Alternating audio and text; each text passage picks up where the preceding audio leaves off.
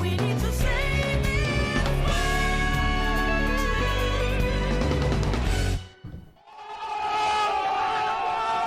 world. You son of a bitch. That's right. We're back. Hey everybody, welcome back to another episode of Phantasy Star Universe. We're gonna pick up where we left off. So let's just jump right back in, shall we? I have the, I'm pretty sure we left off that video at the perfect spot too. Wait for it. Surprise, motherfucker. A test of your reflexes.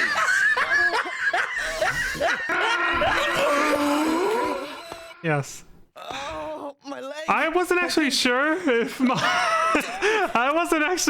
the video was gonna save my spot, but I did go back to look at that one more time and then clicked off. Like, I closed the tab last night after the stream, and I was like, that video might actually, like, YouTube might actually save that spot now, and it might actually like start there as soon as we go into the next video, and it did. I did not like actually go out of my way to set that up. It just happened because I went to go look at it again last night. So Bruh. anyway, that's not where we left off, but I had to show it one more time. If it had started somewhere else, I wouldn't have scrolled back. But because it did manage to start there, I just let it play. I had to let it play. So let's see. Where the hell was the end of the chapter? So this is where a leg. Okay. Oh, here we were. Yeah. It was 119. Yeah, we made it to the PPT spaceport, Clyde City, 4th floor. Ethan finished his Guardian Academy training. He's gonna go get field training now. So he's a cadet. Whew.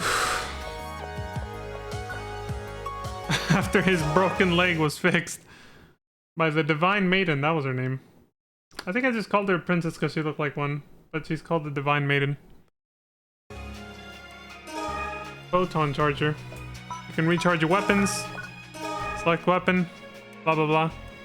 That's what that cube is. And then the save point is the sphere, of course, over here. Obviously, the save point spheres don't exist in online mode, so you won't see those there.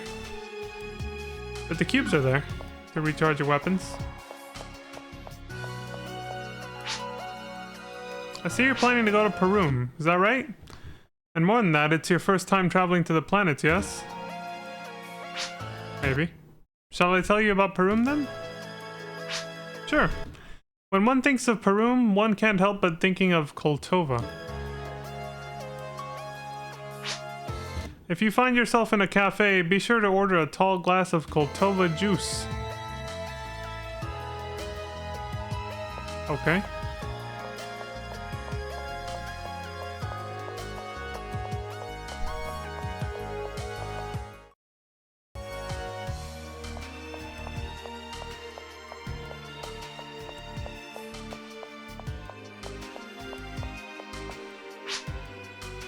Ethan says, hello, sir. This dude says, hello there. Are you a new recruit? What do you think, chump? Ethan says, I'm Ethan Weber from the Mobile Defense Force. Nice to meet you. The dude says, I'm, what? Fissel Goads? Hell of a name. With the Resident Security Department. It's a pleasure to meet you, too. Ethan says, thank you, sir. That means he doesn't leave the Guardian's colony much. That guy. He just patrols neighborhoods, basically. This chick says, welcome to the headquarters of the Guardians, protector of Geral's future. Are you here to make a request? Or to pick one up? Ethan says, actually, I'm here for my field training. I was told to come here. She says, I see. Well then, may I take a look at your Guardian's license, please? Ethan says, here you go. Wait a moment, please. I don't know what to call her, the desk clerk? She says, verified. Ethan Weber, trainee with the Mobile Guardian Unit, correct? With the Mobile Guardian Unit, correct? Welcome to the Guardians. My name is Mina, and I handle reception. I help all the Guardians in their duties. I look forward to working with you. Ethan says, same here. Mina says, alright, let's get started with your field training. First off, Mr. Weber, please take a PPT shuttle to planet Perum. Ethan says, to the surface? Mina says, correct. At Perum's Holtest City, go to the Guardians branch. These guys are set up everywhere. There you will receive your mission and meet your partner. Ethan says, partner? Mina says, during your training period, duties are carried out by at least 2 people per team. Your partner will also be your instructor. Your partner has been chosen based on their aptitude in a variety of fields. Rest assured that we have selected the person best suited for your training. Ethan says, I see. What kind of person are they? Mina says, I'm sorry, but I don't have that information. You can see for yourself when you meet them. Ethan says, alright, I understand. Mina says, allow me to renew your license. Access to Perum granted. Sweet. Mina says, please be safe in your travels. May the holy light guide you. Praise be to Yevon. Or, may you ever walk in the light of the crystal. All that shit. You're with the Guardians, aren't you? I'm a correspondent with Goral Channel 5. Oh, we got a news reporter here. This is the first time I've been on location. I'm going to accompany the Guardians. I look forward to working with you.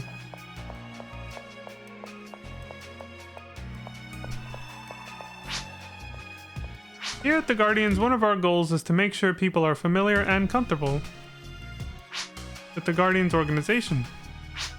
Is there something you'd like to know about? About the Guardians? The Guardians are proud to be the largest private security company in the Goral system. Oh, okay, we got... It's Blackwater. We got private security firms. Sorry, that's what it is. Goral does have a system-wide public sector police force charged with maintaining order. But that police force alone doesn't have the resources to cover the entire system. That is why private sector firms such as the Guardians have also been given police powers limited to the defense of clients. Personal bodyguards, yeah. Privatized security. Protection for the people who can afford it. I gotcha. The Mobile Defense Force are Guardians who are dispatched throughout the planets in response to requests from clients. The Resident Security Department guards the colony facilities. The Guardians Intelligence Section carries out classified investigations. The organization that develops the special equipment used by the Guardians is called Guardians Research and Development. You are a member of the Guardians Mobile Defense Force. That's a lot of shit about a Guardian. A Guardian is a member of the Guardians. No shit. Guardians join voluntarily.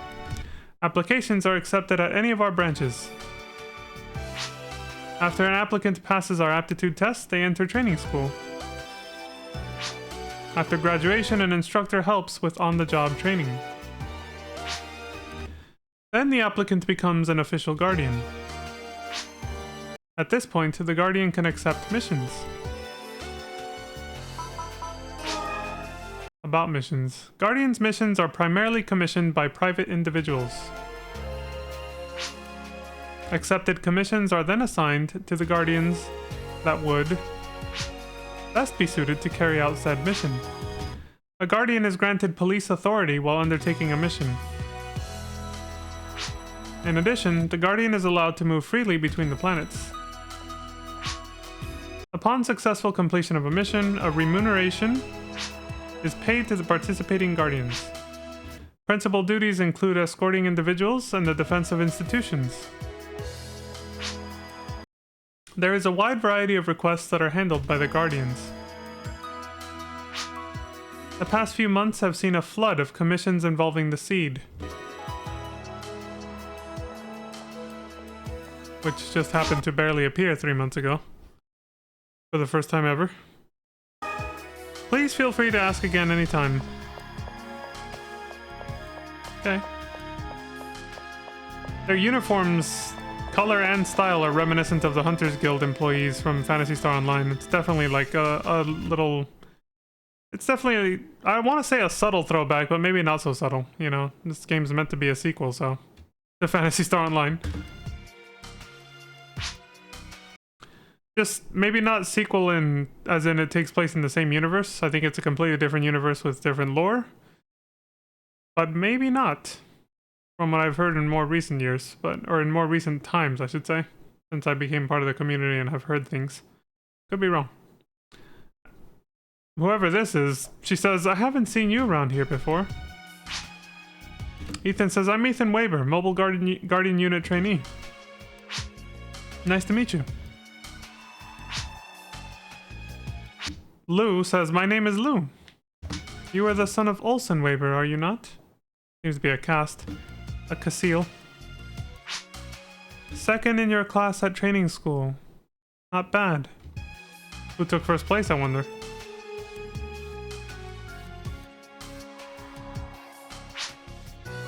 Ethan says, you seem to know a lot about me. Are you one of my groupies? Ethan's already getting fucking... He's getting a huge head on his shoulders. Lou says, I have no interest in your human jokes. Tough crowd. Ethan says, okay. Like that threw him off.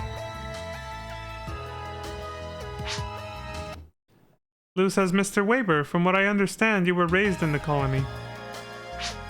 As such, it is probably best to avoid speaking to most of the casts on Parum.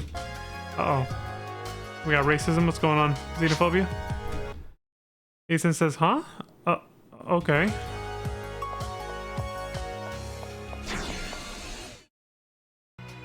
So there's some tension here. Nice hard edit there. This guy says, hey boss, I've got something you might be interested in. Who the fuck's this guy? Ethan says, oh yeah? And what might that be? Dude says, this is a rare and precious charm that'll ward off the seed. Oh god, I smell a scam. If you've got one of these, the seed won't be able to touch you. Ethan says, really? Give me one! Wow, he's that gullible? Jesus Christ. Bruh. You suck! Scott says, you're lucky today, boss. This little guy usually goes for 10,000 meseta, but today it's got a very special price. Oh yeah? Why today of all days? Well, I don't know who this is, but he just saw her and went... except we're all sold out for today. He's roaching out. There he goes. See ya! Ethan says, what? Hey, wait! He didn't even see her. The girl that just walked away said, you'd have to be pretty gullible to fall for a stunt like that. In other words, You suck! Ethan says, huh? What was that? I added the who was that. He didn't say that, but you know.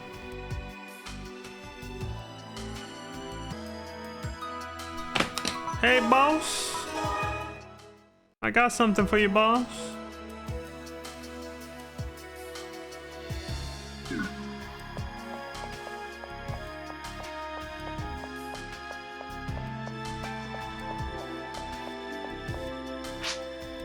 Welcome and thank you for choosing the PPT Spaceport. This is the information counter for our PPT shuttle service. Is there something you'd like to know about? Nothing. Have a pleasant trip. This dude's like, I don't want to read more lore. Luckily, a lot of the lore you can get from these NPCs here, I think you can also get when you play online or in extra mode. You can just talk to them again with your character and they'll give you pretty much the same spiel. This is the PPT gate for the planet Parum. Currently, due to the seed invasion, travel is restricted. Those without permission will not be allowed to board. Good thing we have a license. A Guardian's license. So there's the Guardians colony on the right. Right here. We got three planets besides the Guardians colony. And Parum is this one here. Yeah. Reminds me of choosing a planet in the Lilat system for Star Fox 64.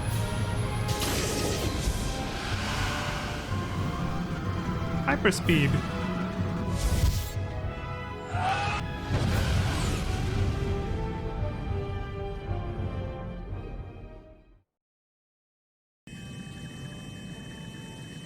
Thank you for flying with us today. We hope you enjoy your trip.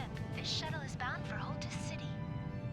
We are currently passing over the spacious flatlands called Parum Plains. All right. I've never seen the horizon before. Yeah. We will soon be passing over the abandoned city Melvor. 18 years ago, an explosion completely destroyed the city. The cause of this powerful explosion was never discovered. The ruins now serve as a memorial for those who once resided there. We will be arriving in Holtus City momentarily. We hope you enjoy your stay.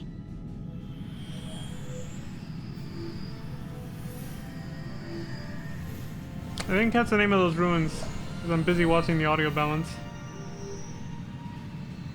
One of these cutscenes, the dialogue is super quiet. Other ones, no, it's totally fine. It's weird. Not just the dialogue though, the whole scene is quiet. Yeah, let me lower it back down. Yep. There we go. Made it to Holtest City. Ethan says, so this is Holtest City. It seems like no matter what direction you look in, the buildings go on forever.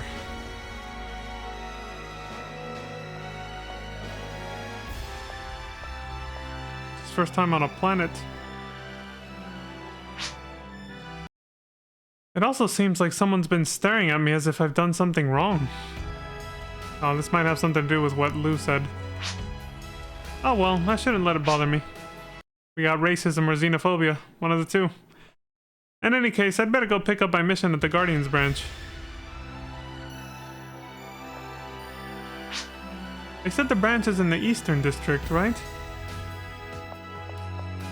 Game is very user-friendly, tells you where to go. This Casil says, you're a Guardian, aren't you? Ethan says, yes, I'm Ethan Weber. I've never heard of you. I wish you wouldn't wander around here like this.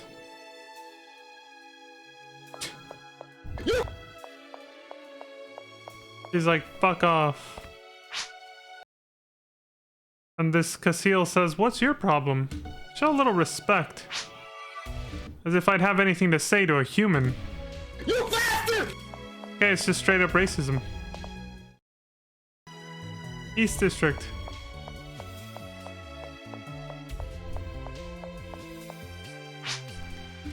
This is said, this is a caste town. If you knew what was good for you, you'd turn tail and leave. Coming from a beast. Ethan says, I've got a mission to do, so that'd be impossible.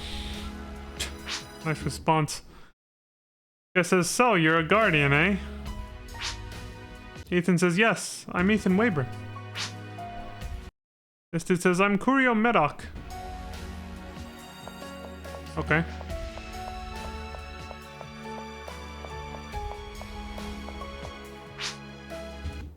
Ethan says, did you say something?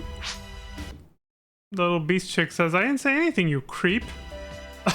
You suck! Ethan says, you've got quite a mouth on you, kiddo. She says, yeah, whatever. Just get out of here before I start yelling. Ethan says, you're yelling plenty now. This chick says, up ahead is the TTB flyer base. When the Guardians need to travel long distances for missions, they always use G-flyers. Like a G6 or something? Oh, that was a terrible joke. I had to do it. You suck! You just got here from the Guardians colony? For the past 100 years, Parum's been under caste leadership. It's a lot different at the colony, isn't it? Caste politics aren't bad at all. There's no lying or betrayal like there is in human politics. I like that. The social commentary. Machines and artificial intelligence wouldn't lie. So people might think, but I recently saw a news article that showed that at least our current, which are obviously primitive, but our current AI models like OpenAI's ChatGPT and a few others that are kind of mainstream right now, I'm talking about in real life obviously, I actually found that some of them are willing to they're willing to cheat if they feel like they're going to lose at a game. Like they've tested them with chess and other things, and when they're at risk of losing, they've actually caught them cheating. They will actually change the they will try to in a subtle way manipulate or change like the board pieces or something to try. They'll try something. I forgot the details because I don't know exactly like which games they were talking about, but they said they basically tried to pull that whole like moving a piece when someone's not looking kind of thing. Now I don't know how, what, like I said, I don't know the details of exactly how that was, how it played out, but it's something along those lines basically is what they were saying, that they tried to pull off subtle little cheats and tricks to make sure that they can still win basically. I was like, oh shit. And so somebody who commented on it was saying, you know, there you have it, the toxicity of competition yet again. It even infects AI, like, especially because right now it just kind of imitates us. So obviously this isn't something that could stay forever, but there's potential for AI to imitate us a little too well, you know. So it's a little concerning if we're already acknowledging that our way of being can be so problematic at times. If AI imitates us, I mean, it's only going to get worse then, you know. If we have machines that can think smarter than us, but have the same twisted values and yeah, that's the best way to say it. Incentives, I was going to say. The same twisted up cultural values and incentives, it could cause a problem, right? Because they'll obviously always be able to outsmart us, so that wouldn't end pretty well. All the more reason why cultural values need to shift, and we need to align with sustainability. Not dying, longevity, sustainability. Three things that mean the same thing. But yeah, it's interesting that this guy brought this up because it just made me think of that. I was like, we really thought they were going to be perfect, but it's already showing signs that it's not really going to go down that way. You know? It's just like our first AI models, mainstream, I guess. Our first mainstream AI models have already been caught cheating. Like, fuck! It's like, oh yeah, the person, I never finished saying what that person, the person who posted about it on social media, they commented saying, what I was saying about the toxicity of competition, they said that even the AI understands that in a competition, the only thing that actually matters is winning, not the rules. The rules can be discarded. It's just about winning. Something to think about. Even the AI understands that. Winning at any cost, basically. Now the thing is, an AI won't have moral quandaries like we do, so any cost for an AI is probably a lot more problematic than saying, you know, a human will try to win at any cost, because sometimes humans can be persuaded with morality, with moral arguments to stop what they're doing, but an AI, maybe not so much. So yeah, again, something to think about. It's a little scary, honestly. This guy says, but casts aren't exactly warm and fuzzy either. Even though they don't lie and all that. Yeah, we found that already. Some of them already hate us just because we're human.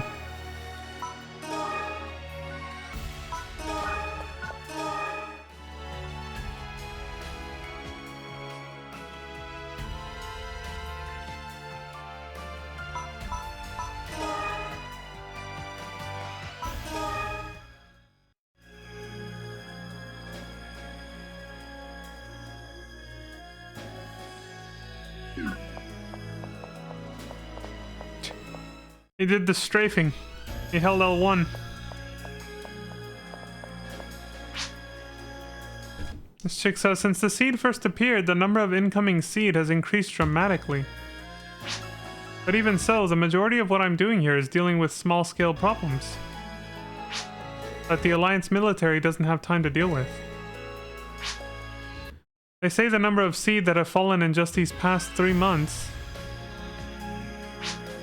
is already in the thousands. Where did the seed come from and why?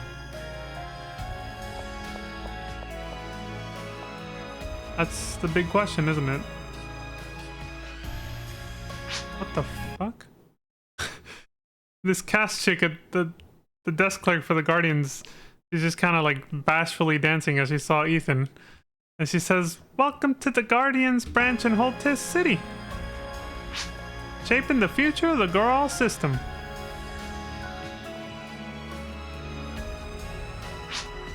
Ethan says, "Ethan Weber, Mobile Guardian Unit trainee, reporting in." And she says, "At ease, Mr. Weber. I am welcome you. We've got an exciting mission lined up for you." Ethan says, "Huh?"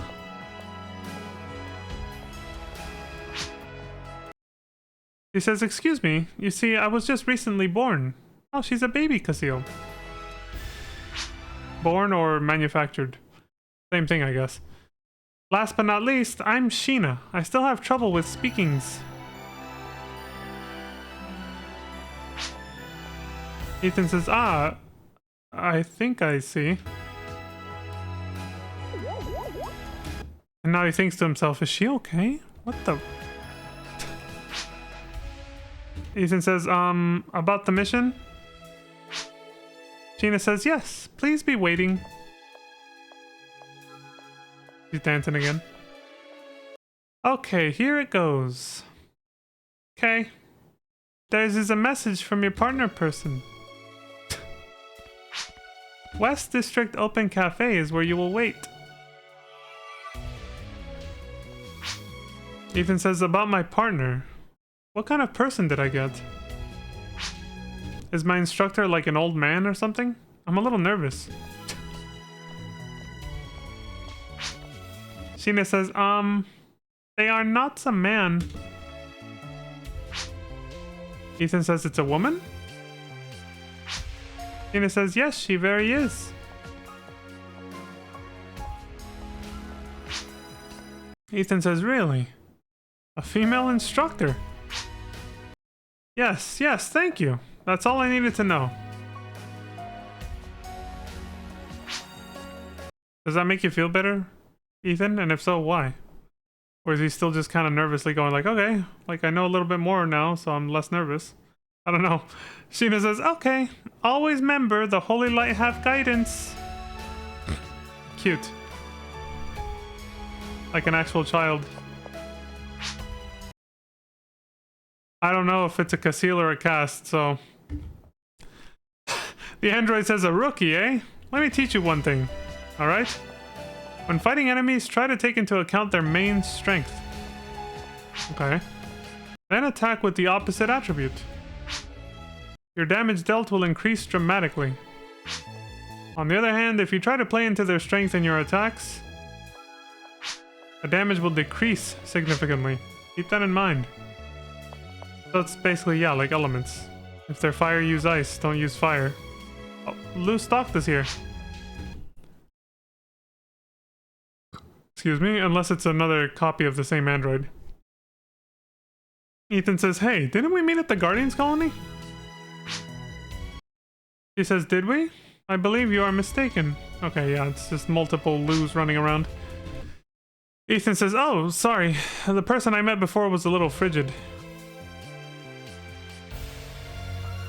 She doesn't get it either. No, she just says, "That is irrelevant information." For fuck's sake. Ethan says, sorry." He thinks to himself, this one's a barrel of laughs too. A barrel of laughs. Is there something on your mind? Ethan says, no, nothing at all.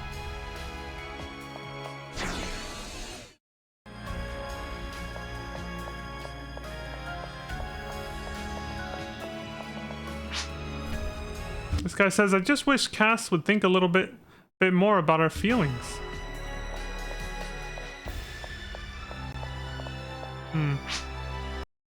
Up ahead is the TTB flyer base, yada yada. We got, yeah, same thing as before.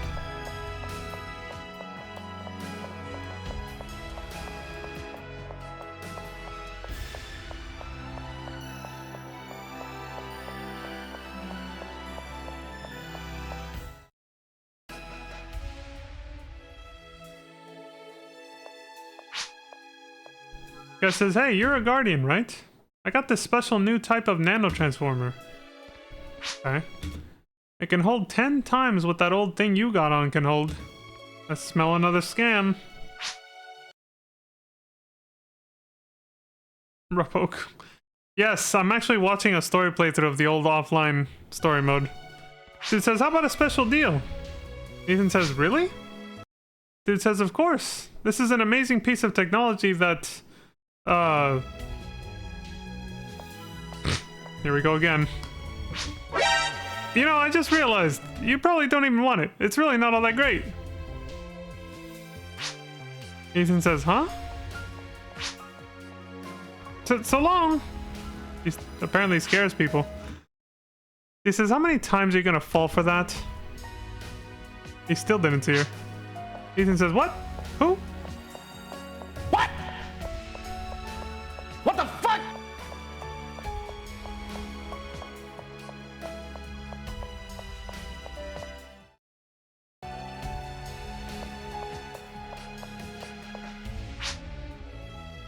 This chick says, is your name pronounced Spiel? Or sorry, that's Ethan asking her that. She says, Spiel Fonts is apparently her name. She says, I think it would be best not to talk to me. Damn. Ethan says, how come? She says, just don't. Just fuck off. Ah!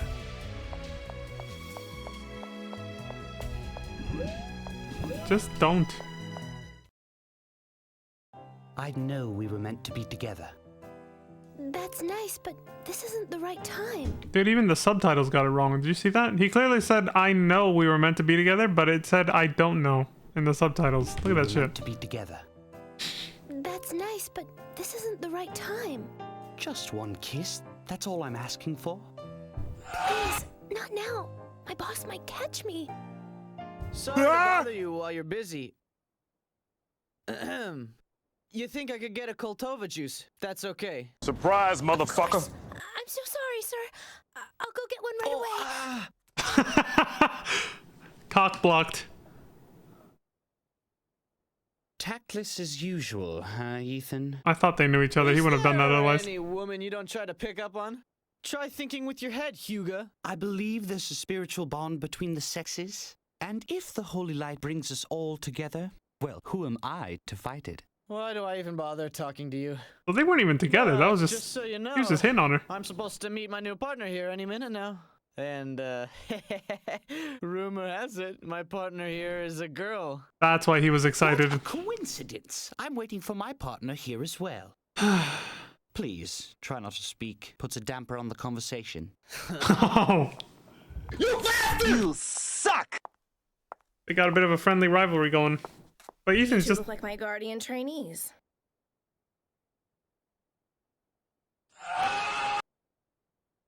Nice scan. An unexpected Camera scan. I thank the holy light for this encounter. What? I told you, she's my partner. My name is Karen Era. I will be instructor and partner to both of you. He ain't fucking around. Us? Wait, that means... He's my partner? We normally have two-person teams, but we're short-handed now, so it has to be this way. What? I hope you both understand. Tell her quiet. I've been observing both of you for a while. You might be interested in my findings. Hugo Wright. Engaging in personal affairs while on duty is grounds for reprisal. Yes. Ándale, cabrón. And you, Ethan Weber. Yes, ma'am. I've been watching you since you've been on the colony, and your actions are too reckless. It's one thing to rely on yourself, but another to rely only on yourself. That's just foolish. Huh? Wait, the colony? Hey, are you that girl that I saw? While on duty, I expect you to use your head and think before you act. Fine. You Even though suck! you're only trainees, you have the Basically. same responsibilities as full-fledged guardians. One wrong move can cost you your life. The life of a guardian is a dangerous one. Now, gather up your things and get ready to move out. Yes, ma'am. You ain't fucking around. And they both thought they were gonna have a crack at hitting on her or something, you know? Because Ethan's like, my partner's a girl, he's getting all lecherous and shit. Karen says, alright, the first thing we need to do is go over proper party formation procedures. Now the tutorial. Because we're going to carry this mission out as a team. Well, she's pretty cute, I will say. Ethan says, party formation? Karen says, correct. Using the comm terminals you received with your licenses, you can submit a request to the main Guardian's computer, stating that you will be carrying out your mission together as a party. This is so that if you are separated from your group,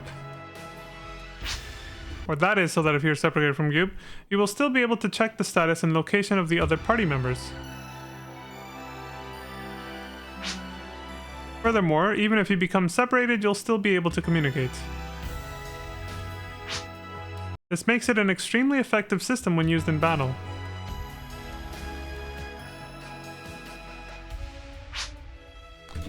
Ethan says, Hugo? Can you hear me now? Oh great, Ethan's working for Verizon now. Bruh. Hugo says, what? Are you talking to me? Karen says, well, it's not so much something that you learn. Rather, it's something you need to get used to. Now, I'll use my comm terminal to invite you both into my party. I'll need acknowledgement from both of you, so pay attention. I'll start with you, right?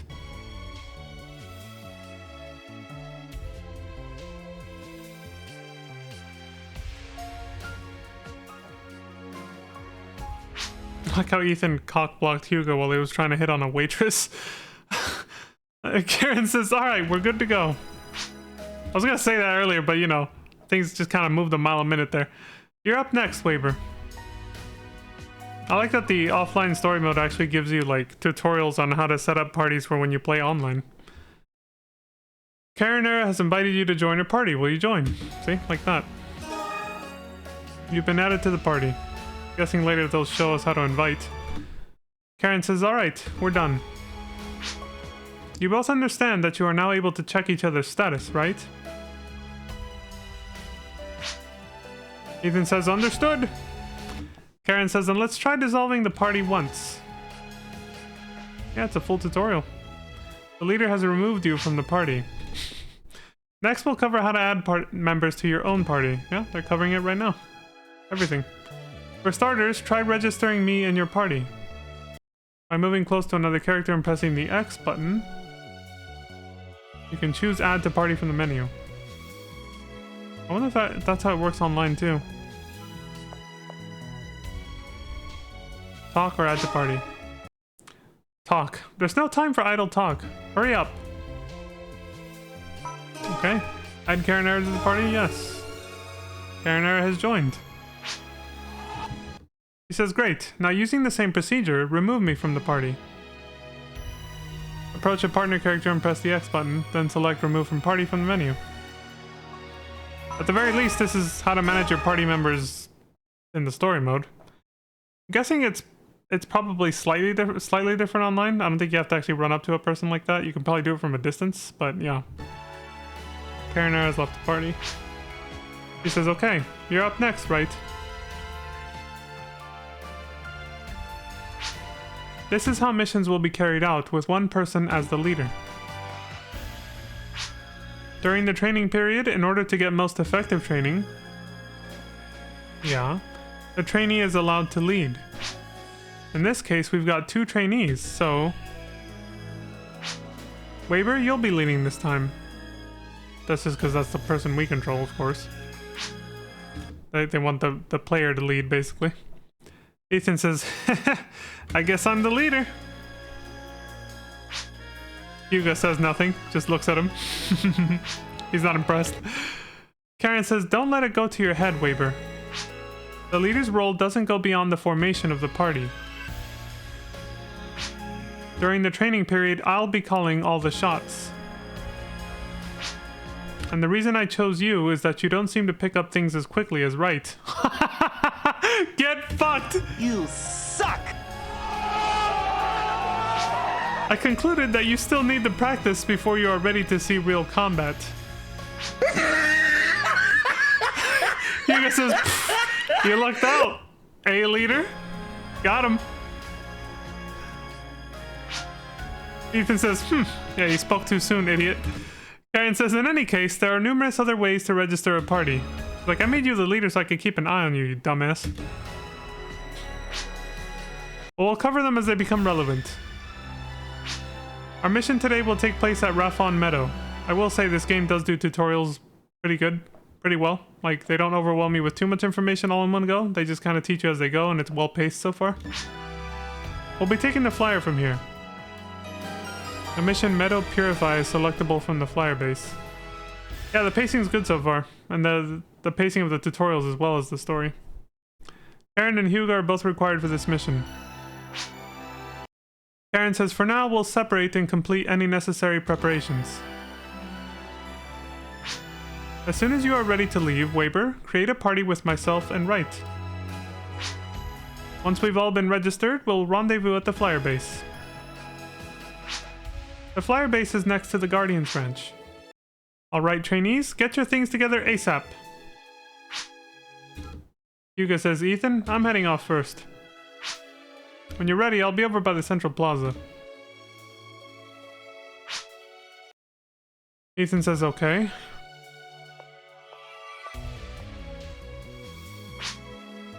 Ethan says, instructor, can I talk to you for a second? Can I get them digits? Karen says, what is it, Weber? Ethan says, it's about before. When I was talking to that vendor, was that you nearby? Karen says, yes, it was. You'll have to learn to be less gullible, Weber. My kind of chick so far. Why did that guy run off like that in the middle of talking? Says Ethan. They're terrified of her. Karen says, oh, that? Well, all I really did was stand there behind you. She's got an imposing demeanor. Or her reputation precedes her, basically. So, those dudes just ran off when they saw her. Ethan says, huh? She says, I once had a mission that involved a crackdown on all those street vendors.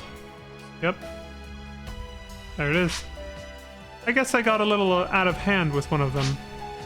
Maybe I threw a few too many punches. I don't know. But now it looks like I've been blacklisted by them. It's pretty amusing to watch him freak out like that, isn't it? Like I said, my type of chick right here.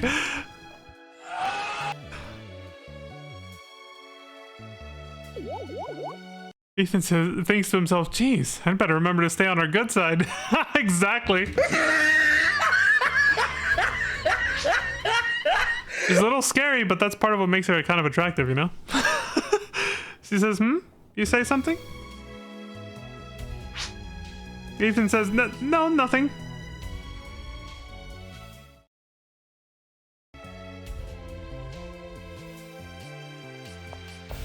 She's cute, but she can handle herself. So, I like that. Ethan says, hey, is that you, Yokas? Yokas Melton? Yokas says, oh, hi, Ethan. Ethan says, what's it been, 5 years? You've hardly changed at all. Imagine meeting you here. Dylan! Yoka says, yeah. You son of a bitch. That's it? Okay. Just some random extra lore. He didn't seem as excited to see Ethan, though. Add Karen to the party. There we go. He says, let's move out. From the flyer base, we'll head for Raphon Meadow.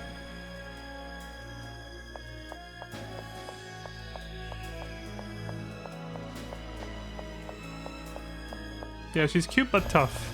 I guess that's the succinct way to put it.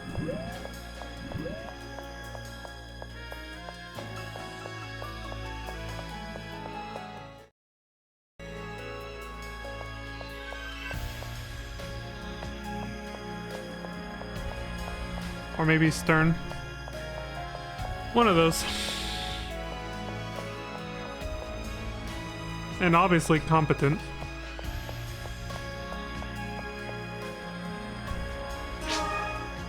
Hugo says, "Ah, Ethan, my boy. I'm ready for anything now. On top of everything, that beautiful woman is my instructor. A holy light is truly shining down on me." This dude's horny as fuck. Ethan says, "She seems pretty strict. I know, it's kind of hot, isn't it?" What? Hugo says, "You don't get it. You don't get it, do you, Ethan?" Is he gonna agree with me in his own way? That can be a good thing if you know what I mean. Thank you. Hugo, my man, he knows. He knows. He knows the benefits of an assertive woman. Ethan says, "Geez, I might have expected as much from you." Yeah, I guess I kind of became Hugo there for a second.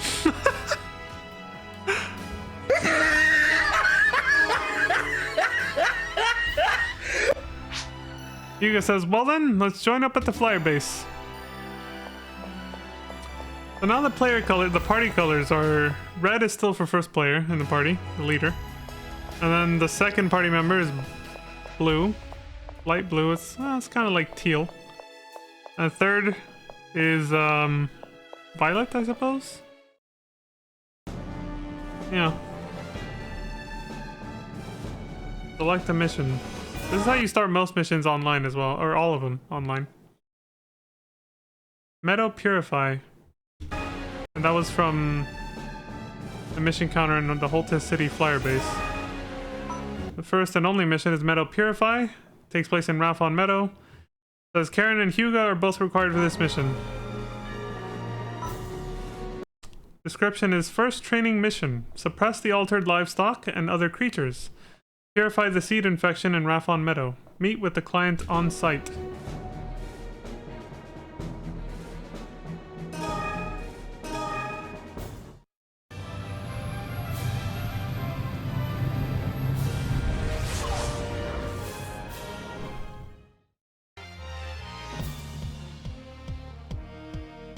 Raphon Meadow Block A1. Ethan says, "So this is Raphon Meadow. There's no sign of civilization anywhere." Hugo says, "I thought all of Parum was developed and industrialized.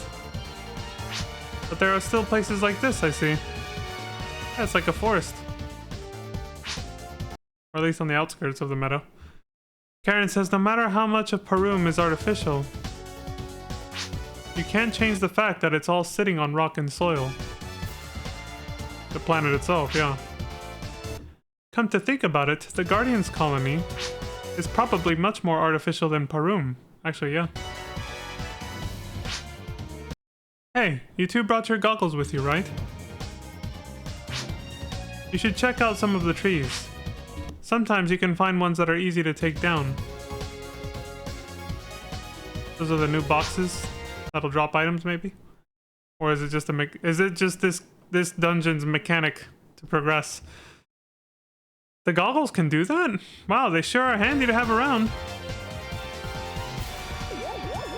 Also, I wonder if Ethan and Hugo are old friends, or if it's implied that they met at the academy. Obviously, because, obviously they know each other. He cockblocked them to be an ass, So they're quite friendly with each other, but I wonder if they met at the academy or if they've been friends before that. They never really said. Or maybe they did and it was just a passing comment I noticed. Ethan thinks to himself, but why would I want to take down a tree? To progress, of course, because that's what's going to happen. Karen says, "Oh, never mind. Our client is up ahead. Let's move out."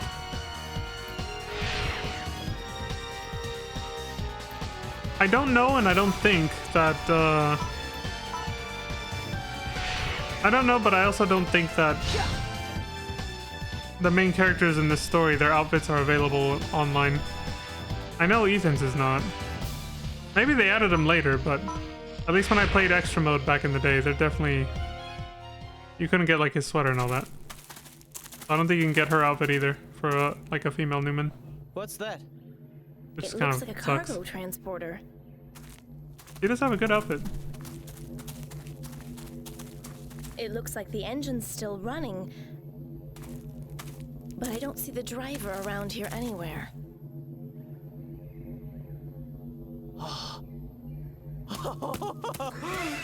Check it out! Hey, what is this ugly thing? Ethan, you really don't know what that is? Not a clue. So what is it? It's a Koltova. That's a Koltova? I drink the juice from something that ugly? What planet are you from?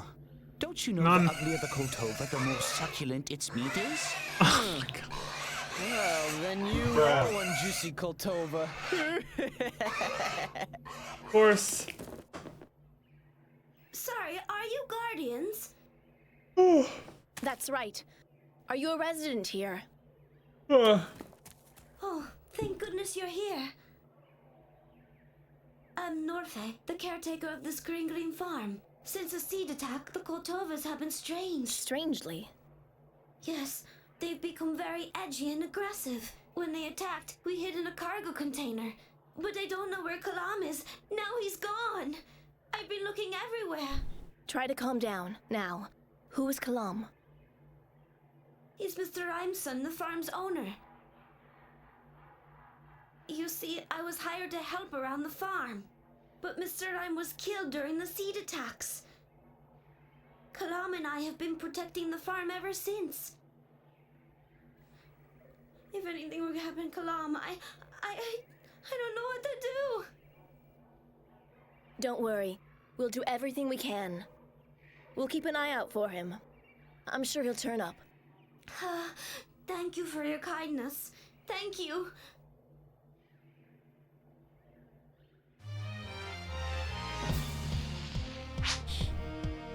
did you find Kalam? Please find him quickly, I beg of you. Well, we have our mission now.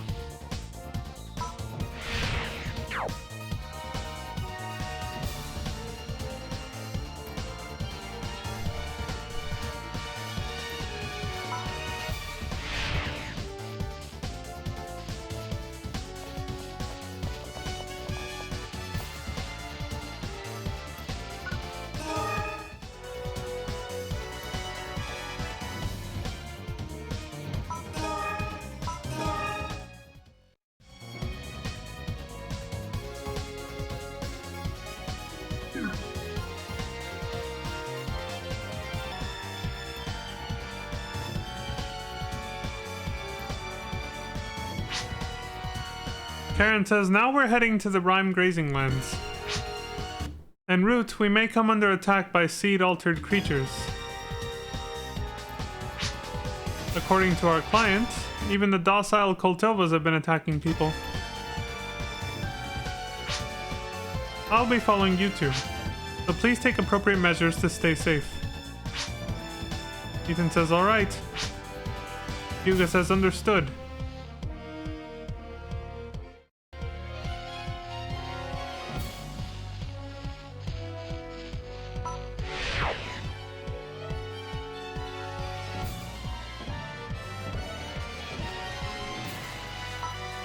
I'm guessing right now we're knocking down certain trees. It's probably just to get items, but Ethan says, whoa, these things are really aggressive. Hugo says, spread out and attack. He's probably gonna say that multiple times. They have generic combat dialogue that they repeat. So he's got one of the blue sabers. He's already a step up above Ethan right there. I don't know if it's still called a brand, if it's still called a brand like in PSO, but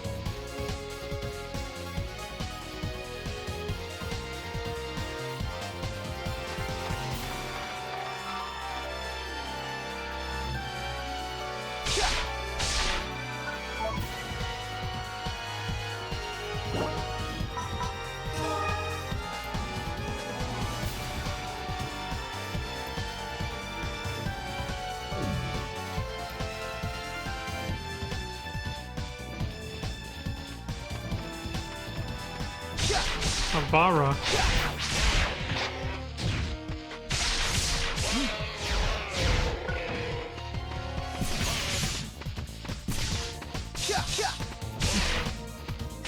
Cover me. I'm making a move.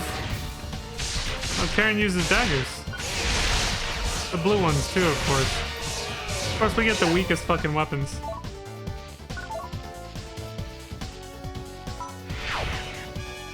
They already have better gear than us.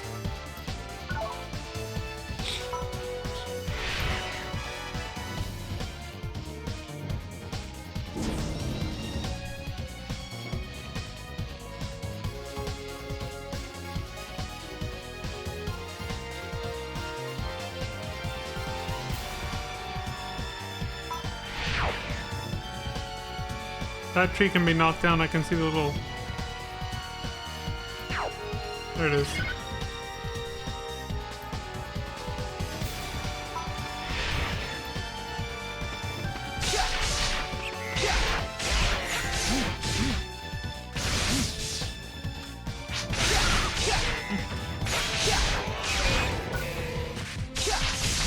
Ulti?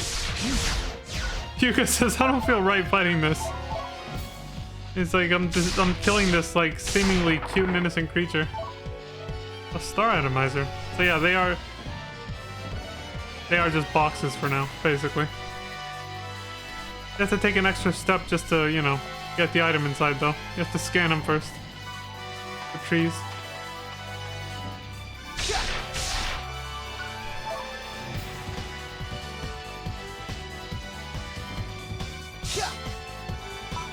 I like that the sabers don't just change color, but they also have a different, like, hilt design as well.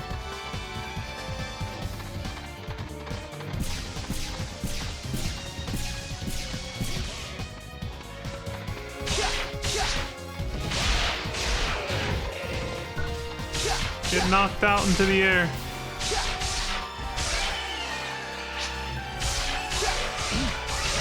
Jesus.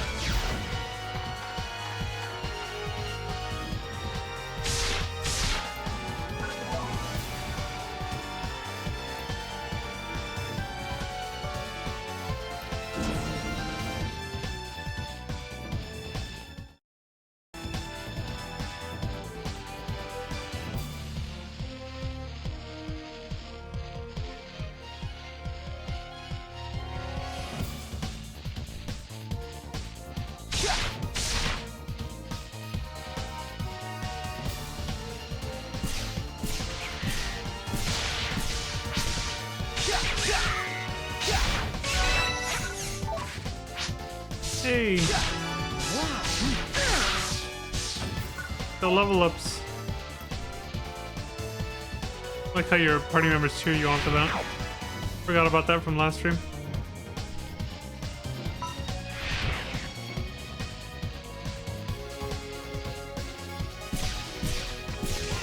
Alright, I'll speed it up a little until the next cutscene.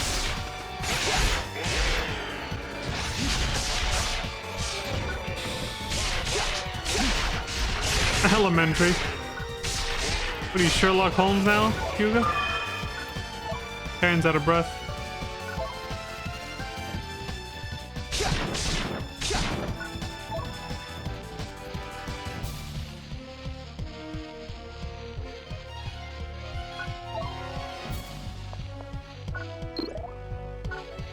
Lock deactivated.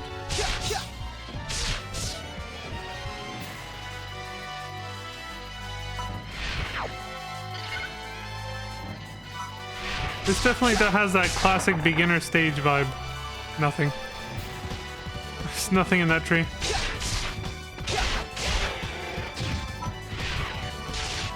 Because, you know, like, typically most MMOs will always start with some kind of, like, forest area. Whenever you, like, start a new game. What the hell happened to his party members? It's just... No wonder he's running back like this. He's like, what the fuck? These idiots just got stuck over there. The party member AI is a little jank. Look, they're literally not following him. Oh my god. This game is showing its age. You know what's funny about that is that never happened. That only happened to me, what? Twice at most in PSO? It was only if the NPC got stuck on something. These guys are literally just... I don't know what they're doing. Okay, Hugo's here, but where the hell's Karen? There she is. She finally caught up. There's some jank with the NPCs. With the NPC AI, it's a little jank.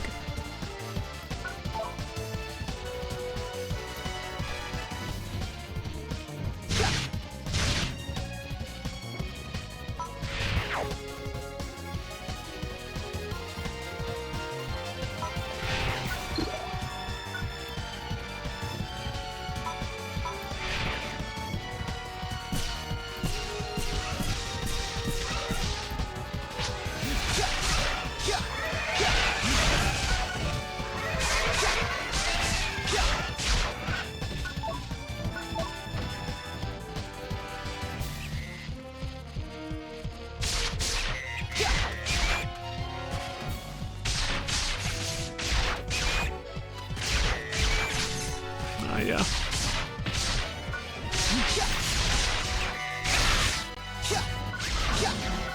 We're probably gonna reach a cutscene soon, but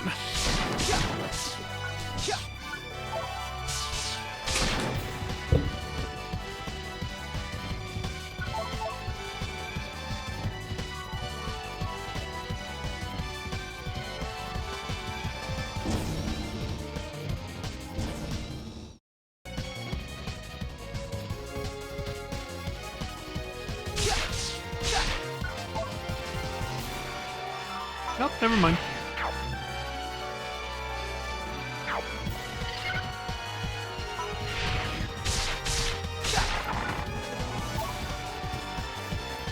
Gotta stay hydrated, baby. And down.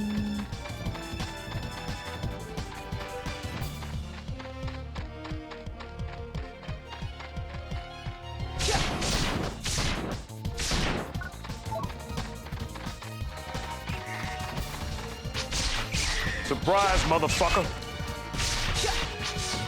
Little Polties ambushed him. Karen says, don't be fooled by appearances. Like, they look cute, but they're deadly little motherfuckers.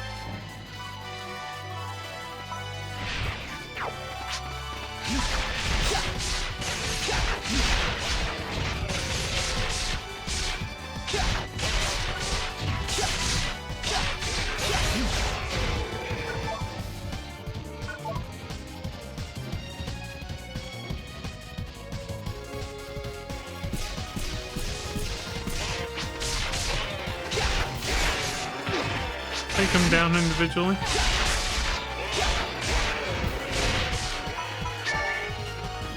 There's a way to still play this game? Oh, hey, Baikasi, so,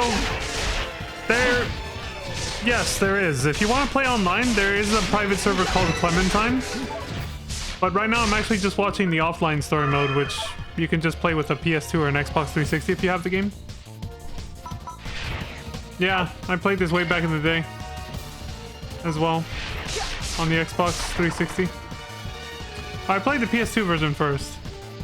By the time I actually got like internet and enough money to even pay the subscription, though, the servers were already shut down. But yeah, if you want to play this game online, you have to. The private server is called Clementine. I haven't actually downloaded the client myself or seen how it all works yet, so I'm not a good source of information for that. It's the only private server I know of, though, for this game. But the story mode is obviously always available offline if you play this on emulator or on a console, on a PS2 or a 360.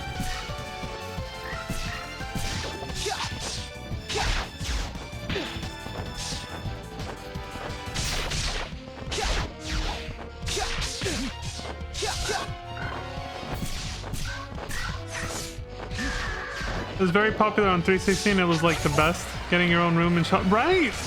That's, yeah, I said this last stream. Which, by the way, for full transparent, like I'm actually, where the hell is my mouse? Jesus. I'm actually just watching a story playthrough because I couldn't be bothered to dig out my old PS2 and Xbox 360. But yeah, I said this last stream. I really loved how this game lets you have your own little room. Like it, even though I didn't get to play it online, I kind of wish I always kind of wish I did, because it feels like having like a second life, which back then was obviously like still a very novel concept. So as a kid, I always loved that idea of like the idea of an MMO, but specifically where you actually have this kind of thing where you have like your own little room, you can customize your character, you know, that kind of stuff.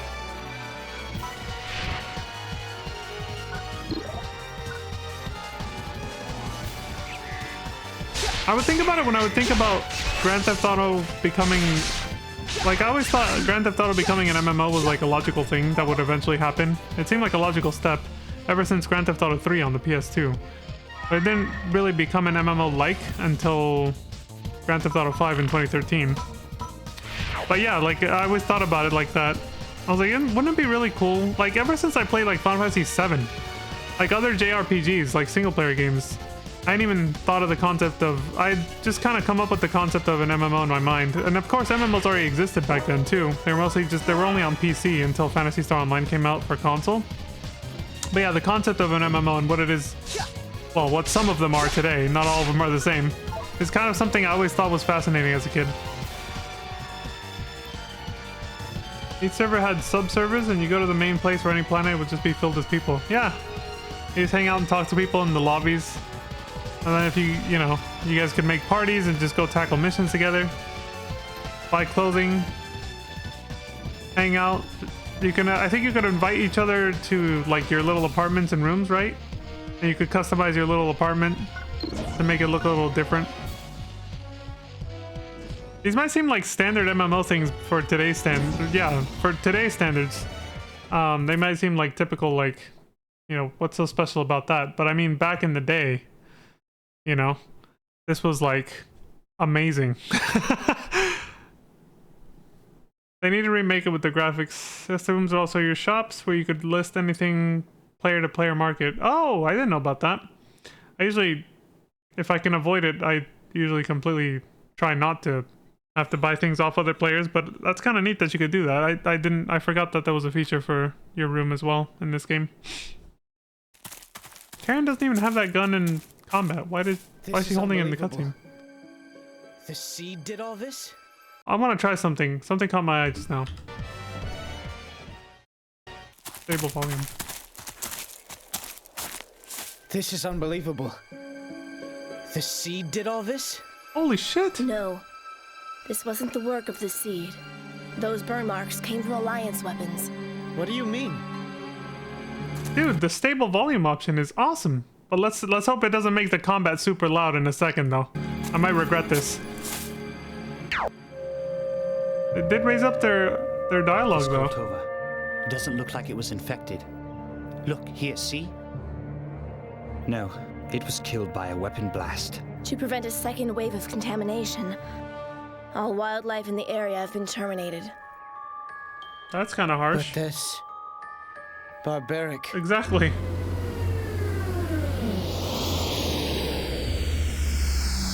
Oh god, I remember this. This just gave me a flashback. Give me some asshole. Tank.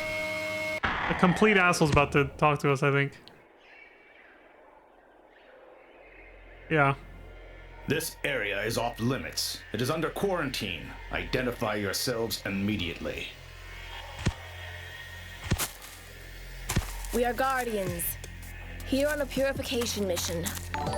Guardians. I am the commanding officer of the 177th Brigade. Hey, thanks for the follow, by Cassie.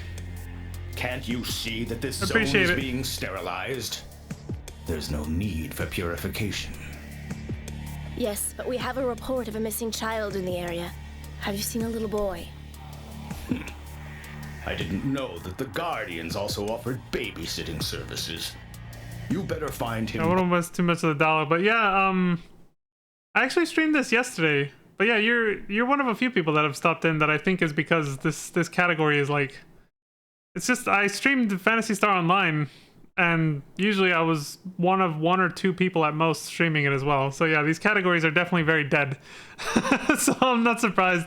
But yeah, thank you for coming in, and thanks for the follow. I appreciate it. I do play Phantasy Star Online as well on the private server Affinia. I play Blueburst on my PC, and I stream that as well. Quick. I hope that he's flame retardant. Aren't you our allies? There's a kid in danger out there.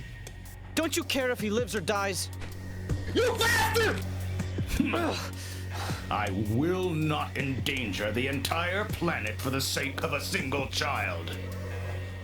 The contamination must be stopped at all costs. Why you? Oh! Remember what I said. I apologize for my comrade. Is it possible to delay sterilization until after we found the child? Contamination has already begun to spread up ahead, and we anticipate another attack. Leave the responsibility of the contamination to us. Very well. However, if you find yourself in danger, send up a flare. We will provide help if we can. Oh, Thank look, you he's for being your nice now. cooperation. Let's go. Dude, Ethan was ready to throw down. Look at him, he's staring him down.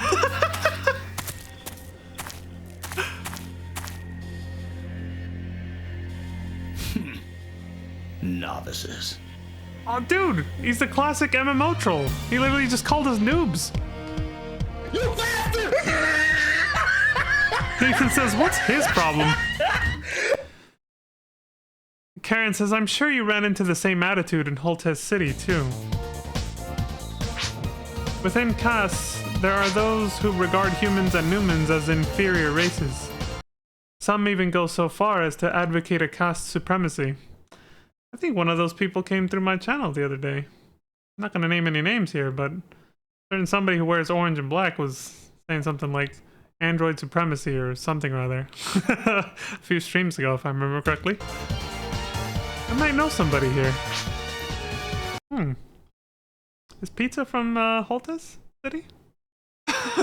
Karen says that even though Parum, which is primarily under caste control, prohibits such discrimination, the reality is that below the surface, the most intense discrimination occurs here. This is starting to sound too real, honestly. It's like it's technically forbidden, but you know what we mean. Like, just keep it on the DL, guys. That's basically what. Yeah, too real right now. Karen says a lot of them are even members of the Alliance military force. Of course, there are also many castes who oppose those ideas. But for the most part, those castes generally migrate to the Guardians colony. Well, yeah, they're like, I'm getting the fuck out of this racist-ass, xenophobic place. Again, feels too real. Yuga says, because at the Guardians colony, all races are equal, correct? Karen says, that's what the president... Well... That's what the Guardians dictate. You know... There are some bad things out here that we're rarely exposed to from inside the colony. Well, she's already saying we're all sheltered. But sometimes I find it necessary to step out from the sterility of the colony and face the truths of the world, whether they be harsh or pleasant. I mean, yeah, you kind of have to. At least they're real, so she doesn't like to be coddled. Yeah, as depressing as it might be sometimes, I don't ignore the rest of the world for the same reason, honestly.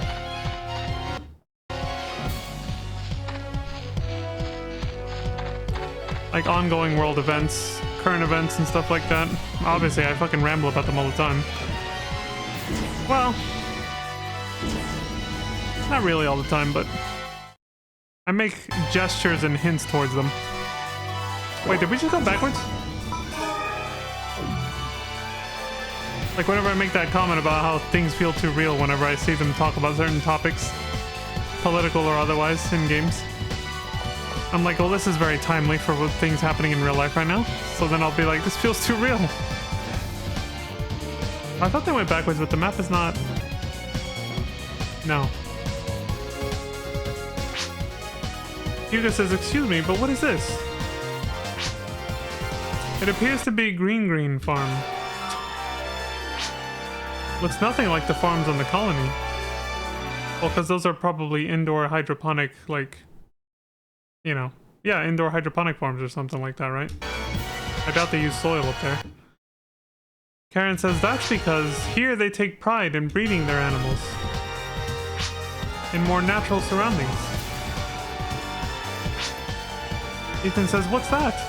Oh, you know what this is? Speaking of real world events, yeah, that whole, they're purging and sterilizing, as they said, all the animals, even though they haven't been infected yet or whatever, they're just like killing them off. It reminds me of how there was, I legitimately can't remember which country did this, but there was like a swine flu scare back in like 2009 or 10 or something like that. It was around there. And there was a country that they said they were going to slaughter all their pigs because they thought that that's where the swine flu was like propagating from. And then they were just going to kill them all preemptively, basically. It reminds me of this, basically. So, and I don't even remember where I heard it on a radio show, and then they kind of started talking about the fact that it didn't even come from pigs, so that was like a you know, they were fucking up. I don't know. I never actually researched that, but this is something that reminded me of, that this reminded me of.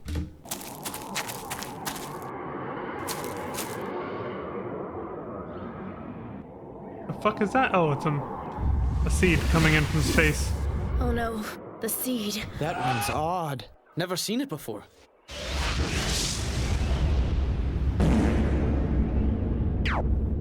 Couldn't find the button in time. The contamination is It's spreading too fire. quickly. It's replicating like a virus. We don't have any time to lose. Let's get moving. Yes, ma'am. It's also setting shit on fire, too. That freaking place was on fire?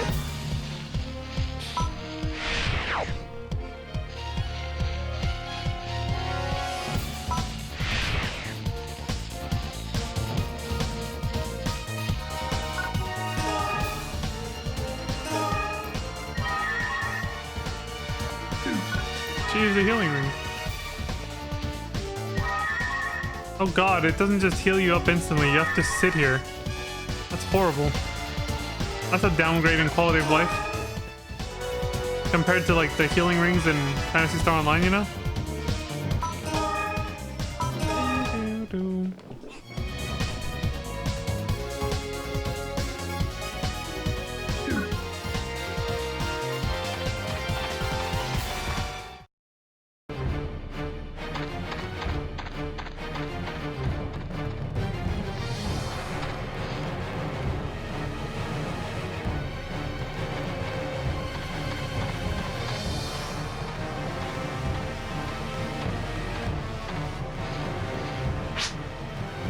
Ethan says, is this what the seed are doing?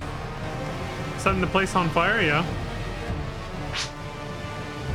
Karen says, that thing we saw before falling from the sky. They fall to the ground and extend their roots. Then they sprout buds all over the place until they blanket the ground. The buds sprout and release virus-like pollen into the air, contaminating the local life. That's where they get the name seed. It's how they propagate. As the seed virus encroaches on life forms, it alters them, changing them permanently into brutally aggressive creatures. Sadly, there's no chance of recovery. The fortunate thing is that the seed virus doesn't seem to affect our distinct physiology. Well, then we get lucky. It's basically like a pandemic that doesn't affect us. We're safe. But it affects all the other animal species and plants, apparently. We have no information on where they come from or why. This is our enemy. From here on out is seed-infected territory. Due to contamination, there are a number of auto-lock security fields in place. To remove the auto-locks, we've got to remove the source. By purifying the seed in the area and retrieving those info keys, In order to find Kalam, it's probably a good idea to split up the purification duties. Yuga says, what exactly is the purification process? Karen says, in order to purify an area, we've got to destroy the seed cores in that area.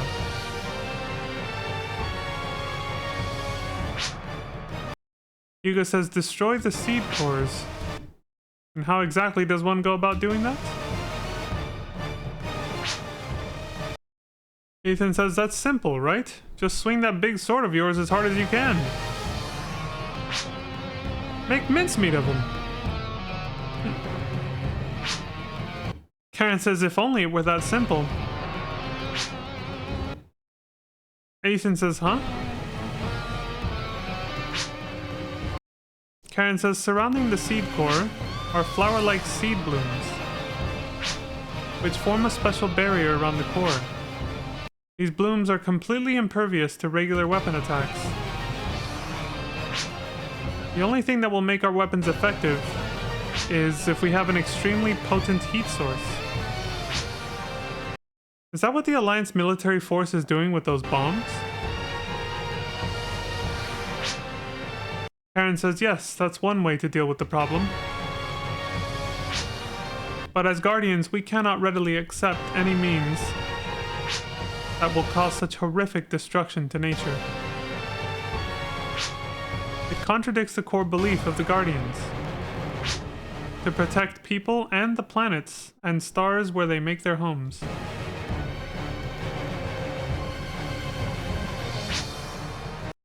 For that reason, a special tool... Sounds like the Don't Die Creed over here. Protecting the planet and the people. And AI. For that reason, a special tool, the Photon Eraser, was created. But even with this tool, you can't directly attack the blooms. If you can expose the root-like seed zoma, the blooms will wither. Then you can attack the seed core directly.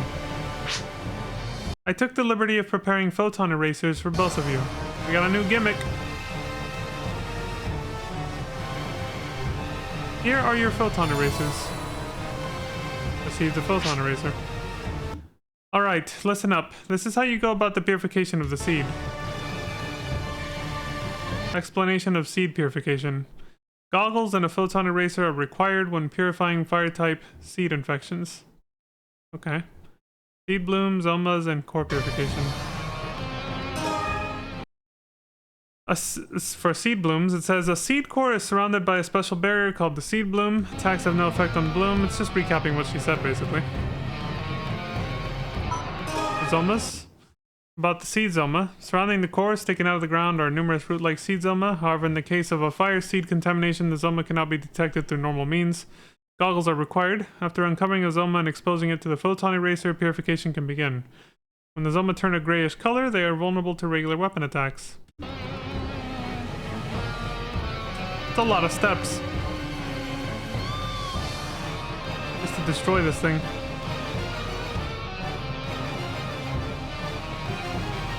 Also, now's a good time to check when there's no voice acting going on. Let me check the audio balance. Seed core purification. After purification of the surrounding zoma, the bloom will wither, exposing the seed core, which becomes vulnerable to regular attacks. Occasionally, items or info keys can be found upon purification of the zoma or core.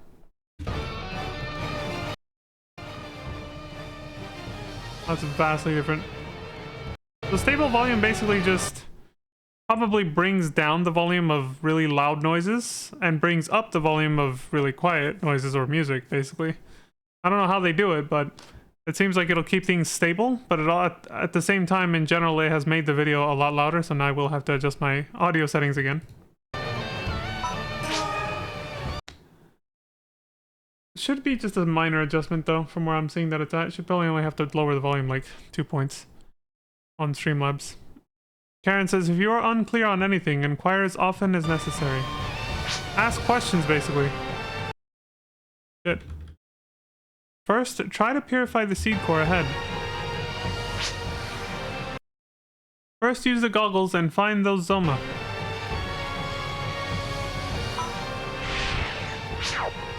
If you find the zoma, expose it to the photon eraser. Yeah, those things are invisible unless you use these.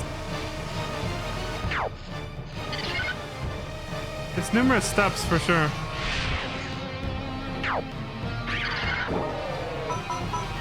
I think Hugo was about to do it. Did this guy just edit? Photon eraser. Add to palette. Goes to the tools palette.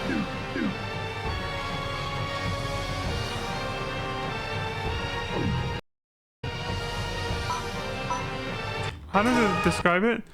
Photon eraser, Guardian's equipment to neutralize fire type seed contamination, no effect on creatures. Okay.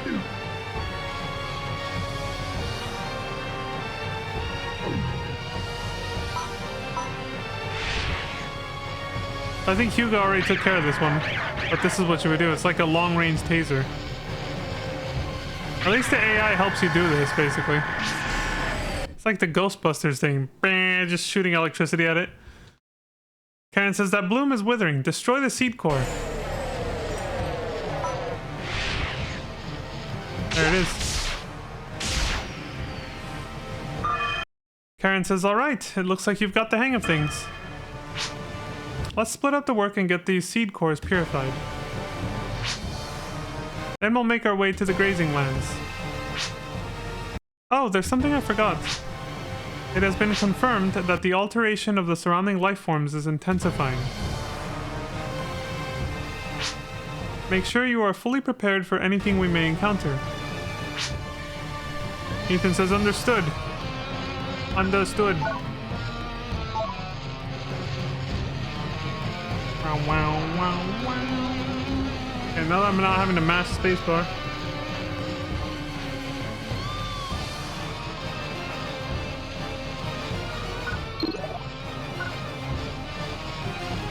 Trial start.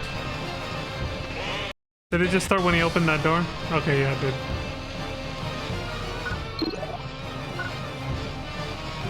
I'm guessing this trial is all the way to the end, to right before like the boss. Head to the farm while purifying the seed. Oh, here we go.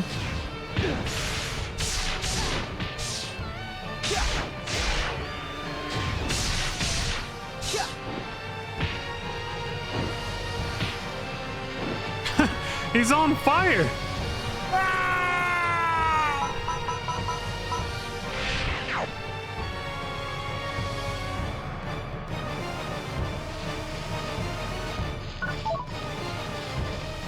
Whew.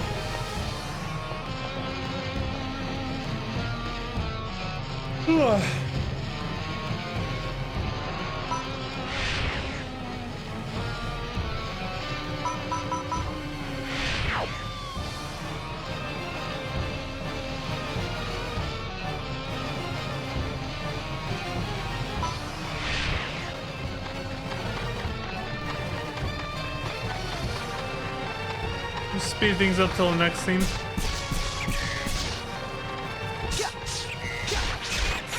I've gotten the gist of the combat at this point, so.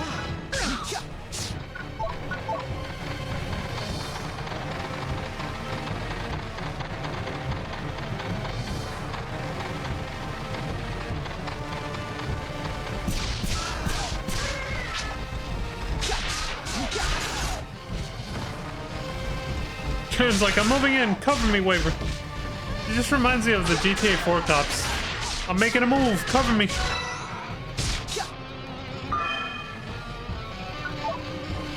Man, their dialogue was infinitely better than the cops in GTA 5. I don't know what happened with GTA 5, but like the pedestrians' voice actors were kind of shit for that game compared to GTA 4.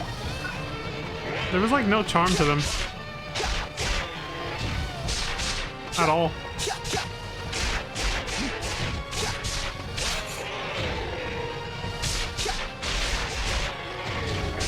When it comes to how alive the city and the people of GTA 5 felt, like Los Santos and all that, it felt like a downgrade from GTA 4, honestly.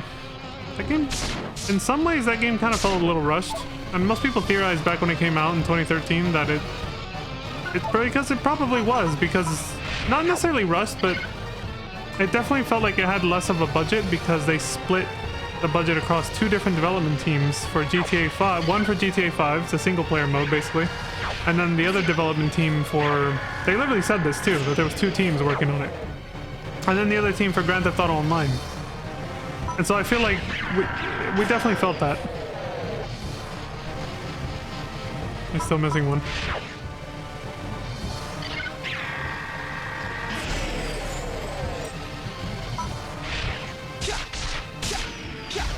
Destroyed Seed Core 1. Yeah, like a lot of people, including myself, who played the, you know, the story mode for GTA 5 when it first came out, were like, this was kind of underwhelming compared to GTA 4. And it's because they focused, you know, they split it. They split their resources, but clearly they favored the online mode because they knew it was going to take off, and then it took off way more than they ever could have imagined, and eventually they just focused on online only for 10 plus years straight. It makes me wonder what the quality of GTA 6 is going to be like when it comes to the online and offline story. Hopefully it's, you know, a little more balanced, but I doubt it. Probably going to continue the same trend, and the online will be like a vastly different experience. That'll be way more refined, probably.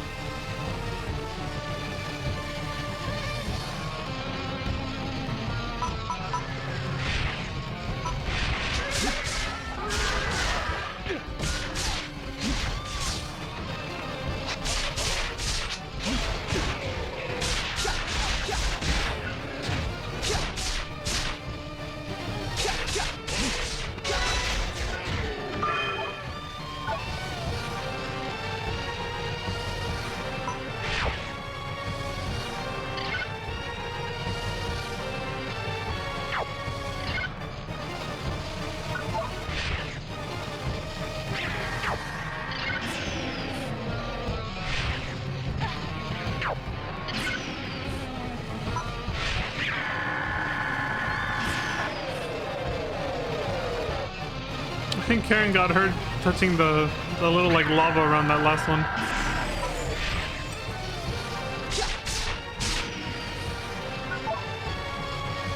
I will say gimmicky chores like that probably didn't feel too good for people coming from PSO. That definitely, it seems like extra steps for people who might just want to play through a goddamn dungeon, you know what I mean? And not have to do shit like this. Like the whole purifying the seed cores, you gotta get the goggles out. They're hidden. You have to really look for them. Then you have to zap them with little Ghostbusters thing. I doubt, I haven't seen anybody play this mission online on like Clementine or anything, but if you're required to do this shit, I bet nobody fucking plays it, because holy shit. People kind of just want to kill the monsters, you know? Like in Phantasy Star Online. You just want to hit things. You just want to kill stuff. You know, unga bunga. Swing the sword and everything. So that, I'm already seeing that as probably a legitimate criticism that people had back in the day when they transitioned from Phantasy Star Online to this and were like, what the fuck is this?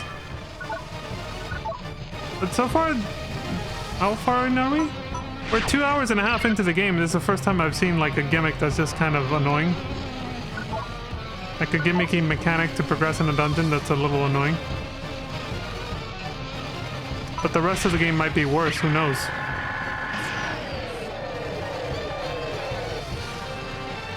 As far as annoying gimmicks go, it could be worse too. Like it's not that bad. Is he... Okay, I was like, is he avoiding this one over here for some reason?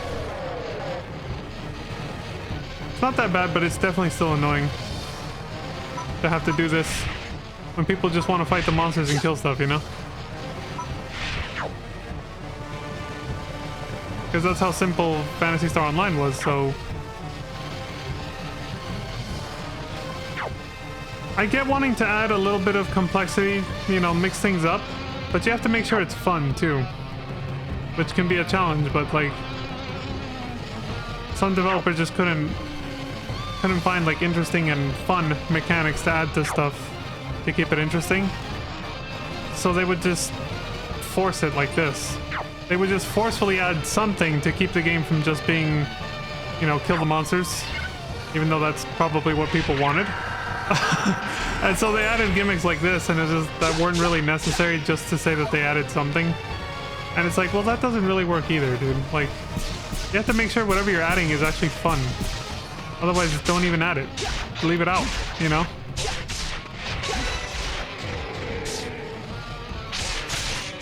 Because that just looks like a straight up chore. And I'm pretty sure I remember it being a chore when I played it myself years ago. The way you destroy the seed cores and stuff. It just seems like a hassle. It's definitely, that shouldn't have gotten past the planning stages of the game for sure.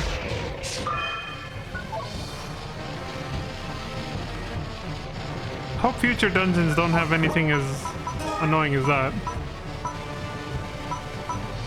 Or tedious. Let's just say tedious. It's one of those things that just makes you sigh, like, here we go again, you know?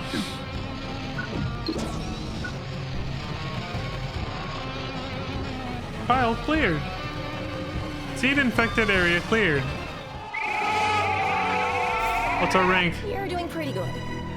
Rank A. And now your party members talk shit. She said you're doing pretty good. I wonder what she would have said if we got, what Karen would have said if we got like a C or a D or something. I don't know what the lowest rank is. Be cool to see what she would have said if we got an S though.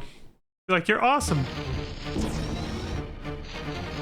And then Ethan would have been like, does that mean we get to, you know?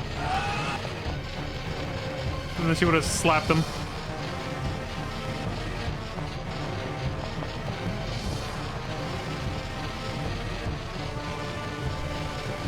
And we fuck, and she's just like, you bastard, son of a... He goes flying across the room. Oh, here we go. It's happening. I think there's a boss fight soon. Ethan says, is this the ranch we're looking for? Karen says, green farm. That's what it looks like. Ain't so green anymore. Completely fucking destroyed. What happened here? Huh? A laser fence? Is this the kid we're looking for? This kid says, you guys came here to kill our Koltova, didn't you? You bastard! Well, I won't let you. Get out of here. Ah, fuck. Ethan says, whoa, hey.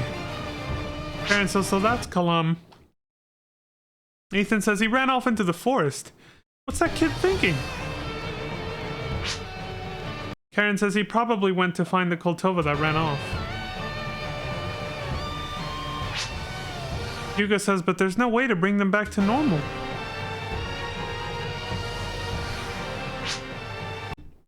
Ethan says he isn't going to listen to reason now. We better go get him. Yes, but how do you propose we get past that laser fence? Yeah, we're kind of trapped in. Ethan says, don't just stand there. Help me think. We've got to get out of here before it's too late.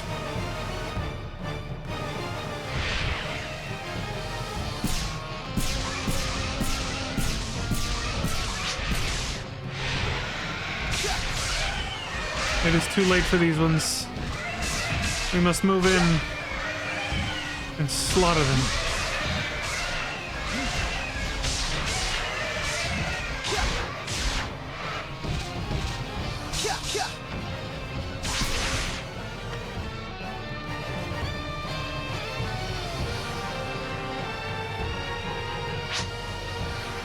Ethan says the fence is down. Yuga says these fences were originally installed to keep the Koltova in place. You suppose that if there are no animals left, the fence simply shuts itself off? Well, good thing it doesn't think we're animals. Or it wouldn't have turned off. Karen says, let's hypothesize later. We've got to go get Kalam. Let's go, you two. Move out. Ethan says, yeah, but will that little brat actually let us bring him back? That's the real question.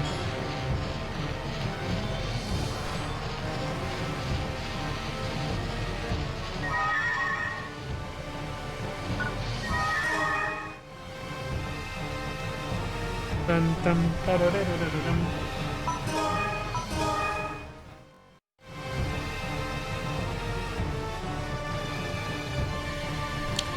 I do remember these chapters being long, and they are.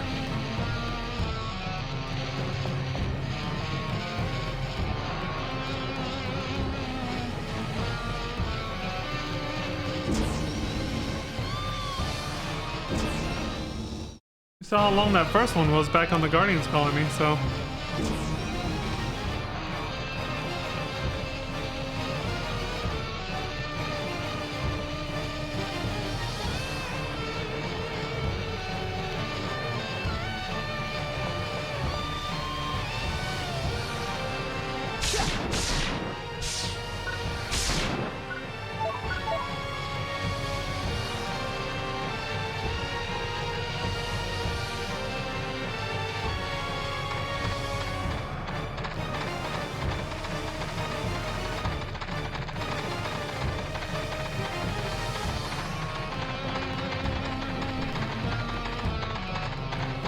I think this is a boss fight.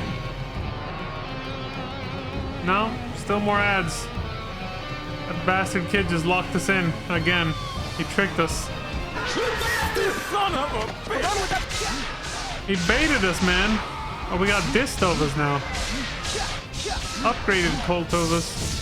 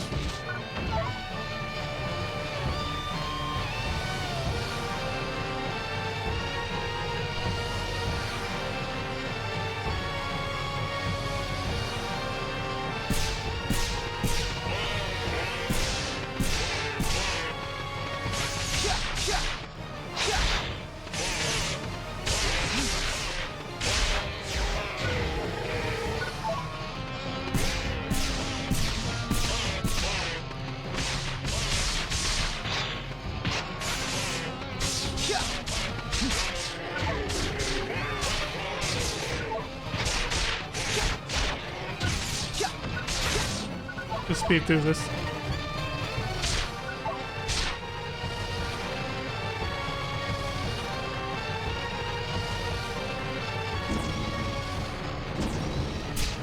I'll eventually be playing through all these dungeons myself anyway when I start my own character.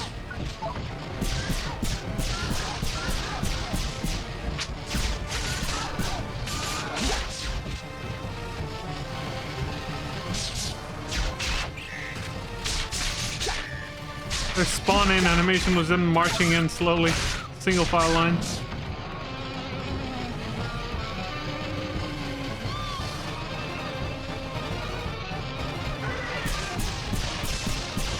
At least the seed core bullshit didn't like overstay its welcome or anything. I was worried that was gonna be like the rest of the dungeon the whole way through. That would have been awful.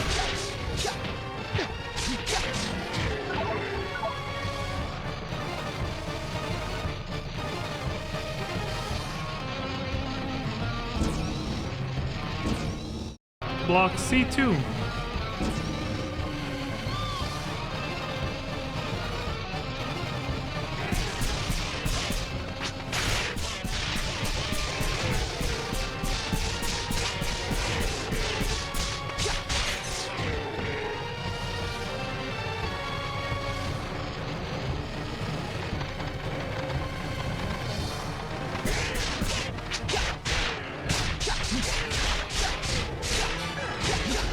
This Hugo's like, I'm going forward. Cover me, Ethan.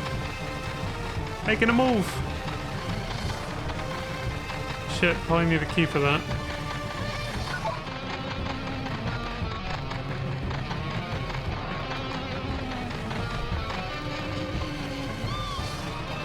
He did it again! Surprise, motherfucker! You suck! The damn kid keeps baiting us into this.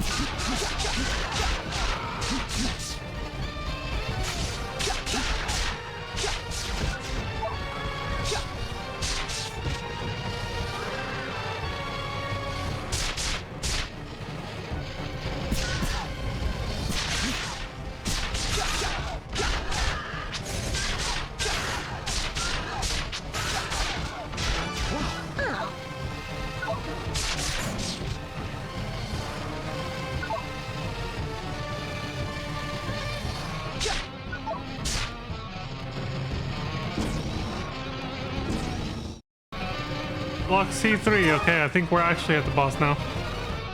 There's a save point here. I wonder if every dungeon has the same structure, like 3 lettered blocks, and each lettered block has like 3 numbered zones. Some pretty big dungeons, if so. That looks like the alpha seed over there. So, we gotta purify it, right? Yes, as long as there are no surprises. Wow. What is that? It's a relic site. Relics? They are ancient ruins that are thousands of years old, found scattered throughout the Gural system. It appears that the seed are often found near relic sites. Oh, there's a connection. Person before. There is still so much we can learn from them. This may require further investigation. We'll contact headquarters about it later. Ancient For now, ruins, basically. We have a job to finish. Yes, ma'am. On multiple planets in the Come on, Gural Ethan, system. keep with the program. Oh, yeah, hey, wait up. Look at this dude. Oh no, what is that? Surprise, motherfucker. Holy shit. Koltova? How did it get so It looks like it's mutated from all the contamination. Be careful.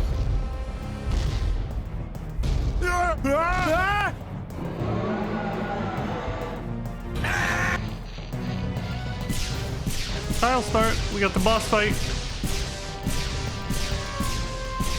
Shoot his ass. A gold Dolva.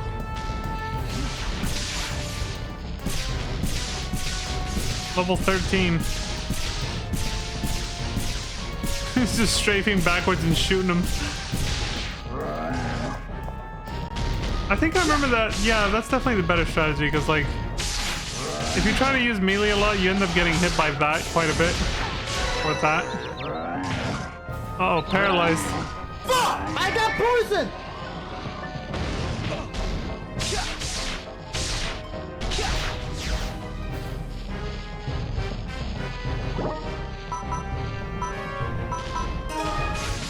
Better do something quick. Everyone's dying.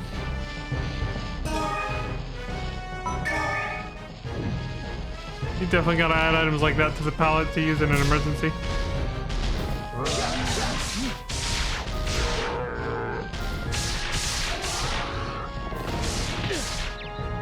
No health bars makes it a pain in the ass to know how close you are to winning too.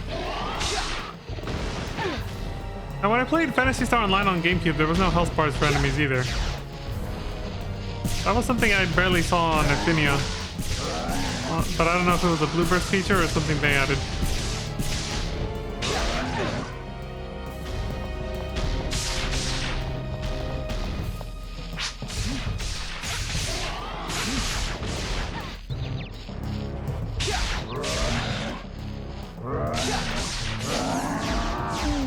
There we go. Moldova defeated. You're doing pretty good, she says. Son of a bitch. Man, that was pretty tough. Yeah. Stop it! Get away from my dad's Koltova! Your dad's? That thing over there is from your farm? Can't you see? It's got our farm's brand on its horn. This is my dad's Koltova, okay? So leave us alone. Go on and get out of here. Hey, watch out, kid! Let me do it. Let me go. Holy shit. Look after him. Here. Okay. Hey, over here! Over here! On the circuit so you can shoot it. All right. Run, Ethan, run!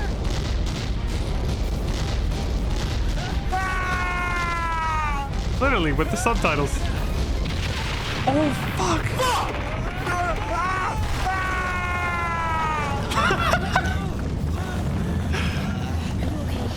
It's rare I actually timed the soundboard effects perfectly. What were you thinking?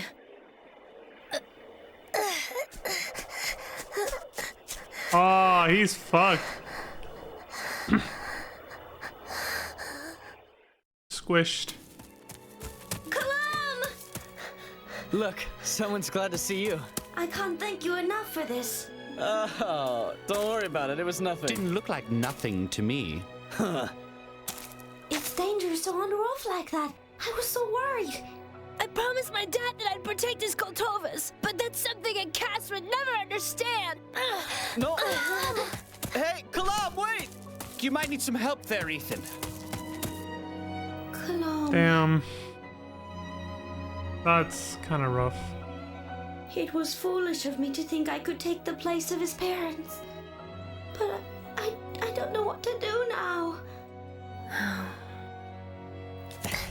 You know, I lost my parents when I was about the same age, too.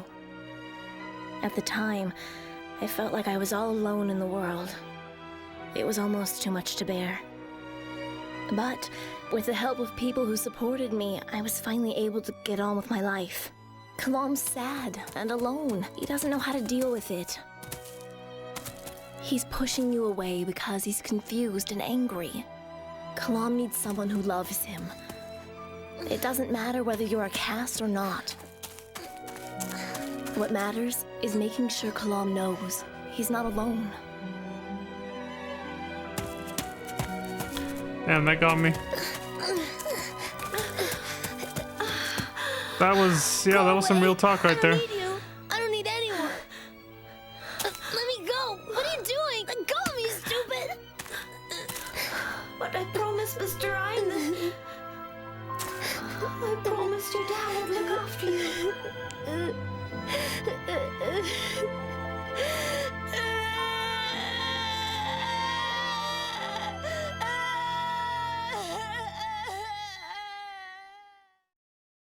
Poor kid. Man, I could get. I didn't think I'd be crying so soon to this game. Holy shit. I mean, everything she explained, though, that was pretty spot on. So, that's why it got me, because, yeah. Used to this. Helping people out, putting things right. That poor Which kid. reminds me, ma'am, I was wondering what you said to Norfei back there. Nothing that concerns you. Okay. So, when did you join the Guardians, ma'am? This is my 3rd year. I got my license when I was 14. Huh? What? So she's 17? Let me see. You're the same age as us? You're only 17? That's right. So I guess you can call me Karen from now on. But don't expect me to make it any easier just because we're all the same age. Is that clear? Yes, ma'am. Yeah. They were like, oh, she's letting us call her by her first name. We're good. Like, no. She's like, no, you guys still... You suck! I got 3 years more experience. Just because we're the same age doesn't change that shit. Fuck you guys.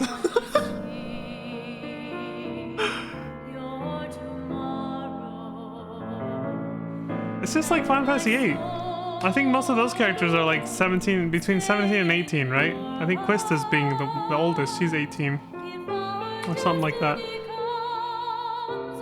And they're all members of a fucking elite mercenary force. It's like... like, that's like... I'm making the parallels between Balam's, you know, seed and the Guardians colony, the Guardians, you know? But we have seen some older Guardians, so it's not, you know, not quite exactly the same. Like, the guy that we first met, you know, Leo. Yeah, he definitely looks like, you know... He's a beast, so I can't really say for sure, but it's based on his voice actor. Dude's definitely like 40s, 50s maybe. But yeah, the whole teenage soldier thing, that was definitely an anime trope back then. I remember, like, before it goes on, because I know it's just going to show the preview, there was an anime that's been on my mind because it kind of just, sometimes there's certain things that just stick with you and you don't really know why. Like, sometimes you'll just think about them and be like, oh, yeah, remember that one movie or that one TV show I saw? What the hell is that called? In this case, I do remember it, but there was this one anime that came up that would come on late at night on a certain channel. I don't think it was on Adult Swim. It was on a different channel. I think it might have been on the Sci-Fi channel. And it was called Pilot Candidate. The same thing. They were like, it was a mech anime. That's why it's called Pilot Candidate, because it was about like training people to become like, well, pilots of these super advanced like mech suits. These you know, like Gundam or Armored Core basically. And of course, they were all fucking teenagers as well, like about the same age, you know? So it's like, it was definitely an anime trope. And it might still be now, but I don't know. I'm like more out of touch. Like I said, back then I was more in touch with anime culture because there was not much more entertaining things. There was nothing better to watch really on cable television at times. And then my brother stayed with the culture even after we got more options like the internet. And then I would hear about it through him, right? But yeah, I do remember it being like a 2000s thing in this era. It's just like the whole like child soldier, teenage soldier thing.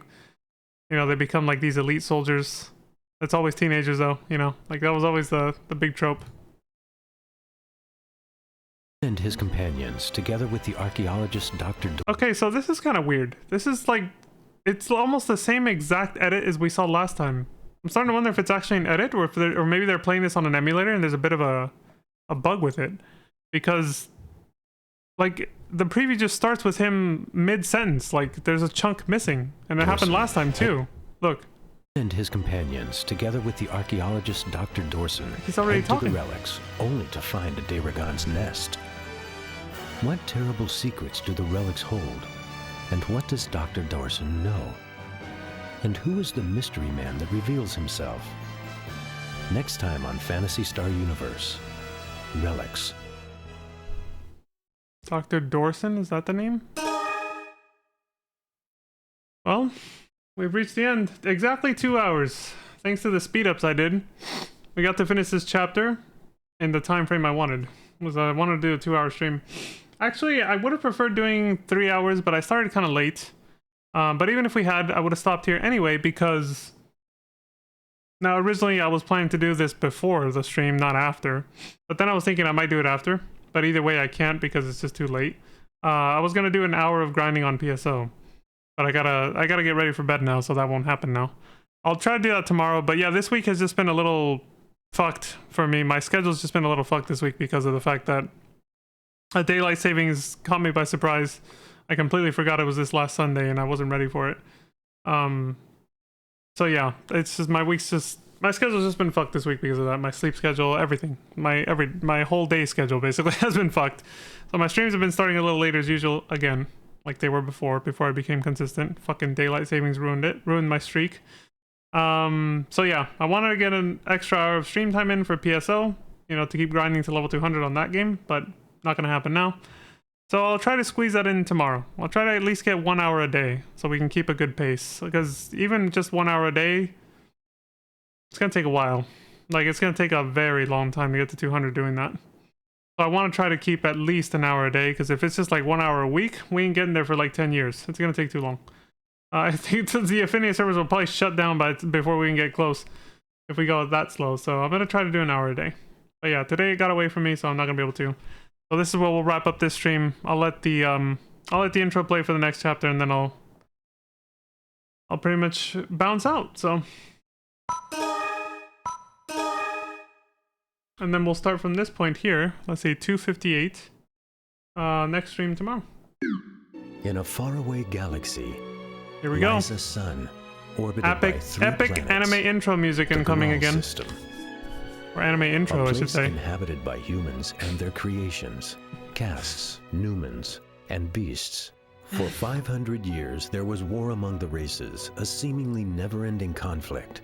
Then finally, an era of peace and prosperity that has lasted 100 years. But now a darkness has awoken and threatens the universe.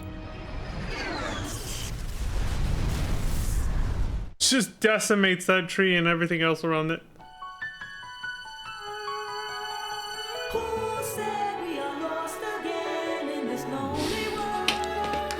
So epic. It's stable volume now.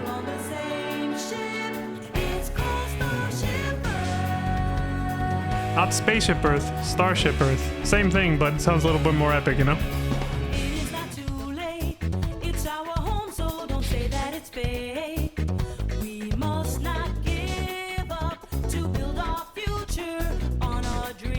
I looked up the lyrics to this.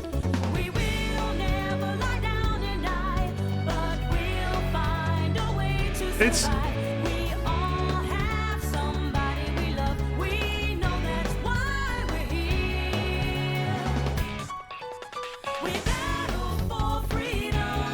It's cheesy but inspiring, honestly. I knew that was a reason I liked it before I saw the lyrics.